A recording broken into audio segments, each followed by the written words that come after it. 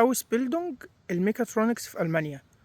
بُص، هو الAusbildung الميكاترونكس في ألمانيا عمومًا تمام، مجال كويس جدًا، لإنّك أنت بتبقى فني ميكانيكا وفني كهربا، فني هندسة ميكانيكا وفني هندسة كهربا، فالموضوع بيبقى كويس جدًا.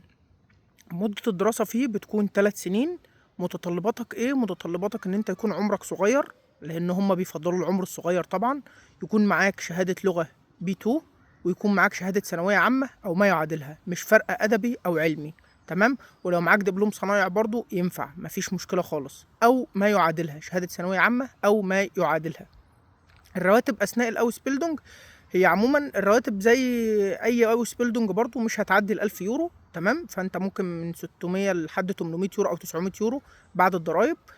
ومدة الدراسة تقريبًا من 3 سنين ل3 سنين ونُص، وبتطلع بتشتغل في مجالات كتير جدًا، منها مجالات الصيانة، منها مجالات الكهربا، منها مجالات الميكانيكا، منها شركات العربيات، منها مراكز الصيانة، منها شركات الطيران والسكك الحديد. أي مجال له علاقة بالهندسة الميكانيكية والهندسة الكهربية والإلكترونية.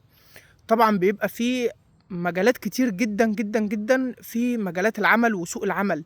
المرتبات بعد الأوسبيلدونج عمومًا هتتراوح من 2800 لحد 3.5، برضه على حسب المكان اللي أنت شغال فيه، وعلى حسب الشركة اللي أنت بتتعاقد معاها.